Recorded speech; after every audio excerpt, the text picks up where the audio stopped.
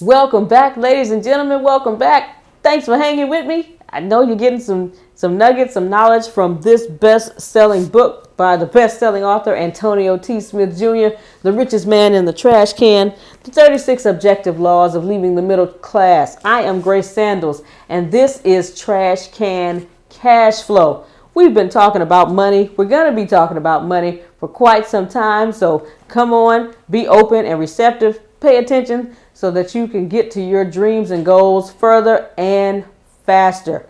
We are still in chapter 1 of this great book, and I'm going to read the first paragraph and just a few sentences of the first paragraph that we're in. There's a distinct and profound difference between people who make money and people who don't. The money. It is not rocket science, really. Money, as far as the developed world has made it, is a very big deal, and this will not be changing anytime soon. So, how should we handle this fact? Should we blame the rich for not giving to the poor as much as we claim they should? Should we blame the poor for not being as responsible or driven as the rich? I won't take the time to answer this question in this book because my answer won't change your mind, regardless of which side of the aisle you stand on, so I don't care to fight the battle. The topic of this episode is time for you to be accountable. It is time for you to be accountable. You can't start complaining and say, oh man, all the rich people with the money, they need to be giving it to us. Or if you're rich already, poor people, what the book says, should we blame the poor for not being responsible or as driven as the rich? What does either of those have to do with you, your dreams, your goals, and you getting this money? Nothing. It is time for you to be accountable and to be held accountable. You are responsible for your dreams. You are responsible for your goals. No one else. Not the government, not your parents, not your spouse, not your kids. Well, if they'll just let me, no. Well, if I could just get ahead, no. Well, if the government would just give me, no. No. No. You are accountable for you and what it is you want. Remember, we talked about you create your own reality? Yes. It still applies. You have to be held accountable. And when you realize that and you tell yourself, if it is to be, it's up to me. Yes, I need you to take that and hold on to that and be open and receive that. If it is to be, it is up to me. If it is to be that I'm going to be that best-selling author, it's up to me to go and get it done. It's up to me to go get the book written.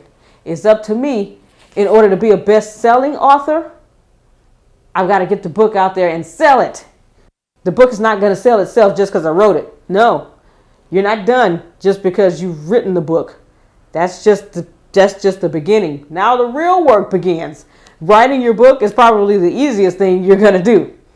Becoming a best-selling author, that takes a lot more work because you got to get your book to out there to go and sell it to people. People have to know that you've written a book. People have to know what the book is about. And you got to let people know you want this book. You need this book for your life, to change your life.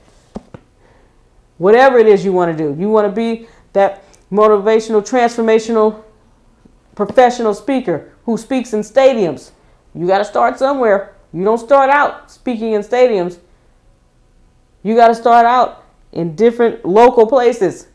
You first have to start out writing keynotes before you can go and speak. You have to gain an audience so that you can go and get invited to speak at more events and more places. But you got to start out, so you got to be held accountable. You can't say you want to be that professional speaker, but don't go and get the training to become a professional speaker. When you went for that job, whatever the job was, when you got the job, they didn't just throw you in there and say, okay, good luck. No, you had to go through some training. Somebody trained you on what to do for your position that you have or that you had.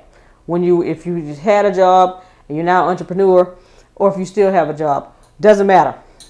When you decided to become an entrepreneur, somebody had to teach you, whether directly or indirectly, how to be a great entrepreneur and to go after what it is you want to do in your industry, in your field. You had to get trained. You had to go do research, because you just didn't wake up one day and say, you know what? I want to go and build this. You had to go find out how to go about doing it. Even if it's your passion, whatever you love to do. I talked to someone recently who wants to have their own home decorating business. Well, right now, she creates windows for people's homes. She's learning how to decorate homes right now. She didn't just say, okay, I want to create a home decorating business and then just sit on it. No, she's putting in the work now. She's being held accountable. She's holding herself accountable.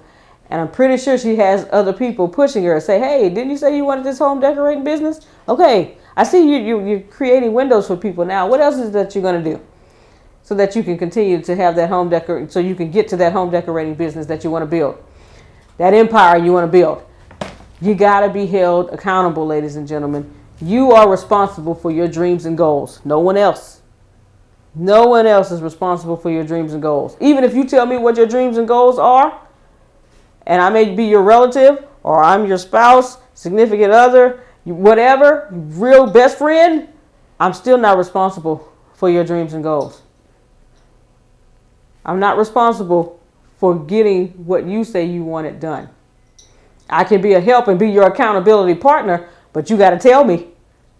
Now, real friends, yeah, they will hold you accountable, but it's not their job to do so. If nobody else holds you accountable, you must hold yourself accountable. Ladies and gentlemen, we have plenty more, a plethora of things in this book. We're still on chapter 1 talking about money. The Richest Man in the Trash Can, ATS, Antonio T. Smith Jr. If you do not have this book, I encourage you to go and get it right now. I look forward to speaking with you in another great episode. We will see you at the top, not from the top.